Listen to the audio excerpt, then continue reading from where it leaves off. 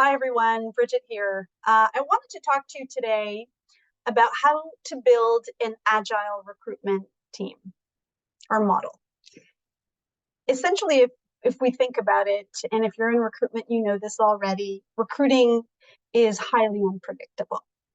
But in the last 3 years, we actually went from full stop to full speed to everything in between.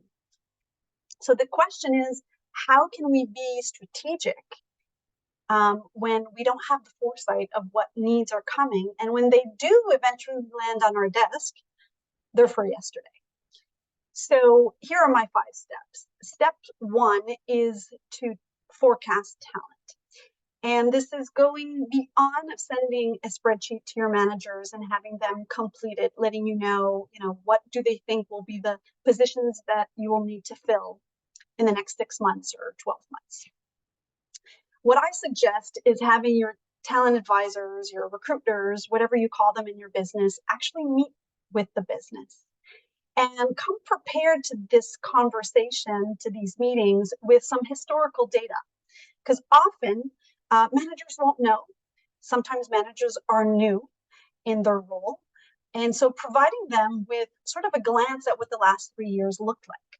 And taking a look at that together, we can see what are the trends. Are there any seasonality in the roles? What roles have we recruited most for their teams? Which ones maybe were more difficult? Do we have any also people at risk in the business of losing, whether it's because of performance or because of engagement? These are all things that will give us a better picture of what challenges we may face in the short and long term around talent for their particular team. And this goes also beyond just the positions, but what skill sets perhaps also they're going to need for the future that they don't already have on their teams. And then the TA team gathers this information and gets back together for step two, where we really analyze all of this together and we add into the mix data that we have around how much is it costing us to recruit? What are our sources of recruitment?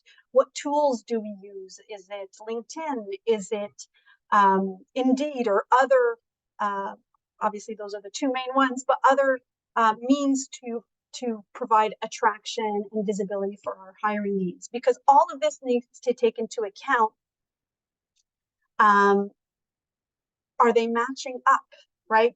Are the tools that we have in place matching up to the needs that we have that are coming up? So we've done that now in step one and two. Step three, we need to kind of take a look at our existing team and what capacity do we have in terms of volume of hiring at any given time. I look at it as these waves, right?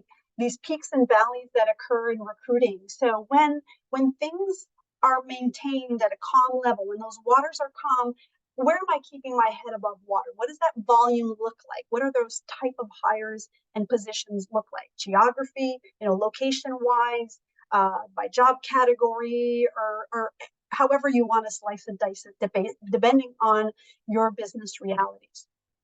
So then we now have also a glimpse into where and when are the areas where we're at overcapacity, because that's what happens in step four. We need to now establish what are going to be our scalable resources. So once we've juxtaposed business needs to come with the capacity that we have, we now start seeing the gaps.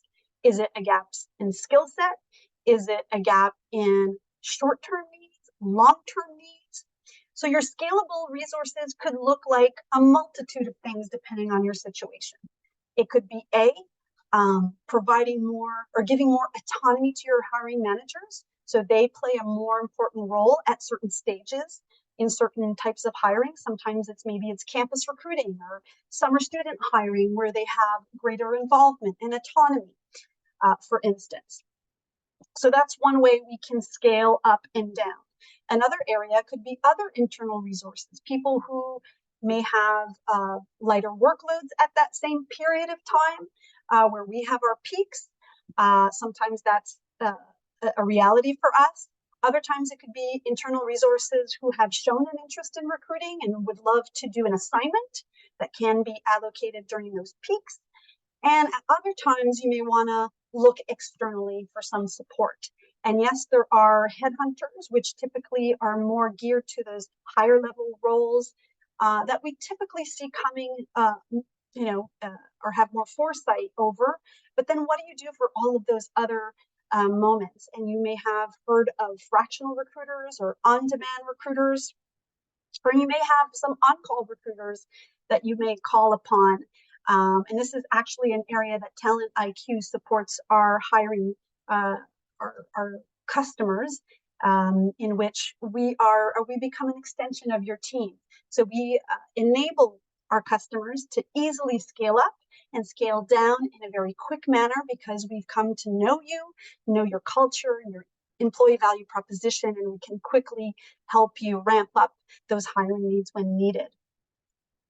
And then in step 5, the final step is while you have a plan in place, you know what the needs are that are coming, and you have your scalable resources to come in, you have to continue to periodically check in, right?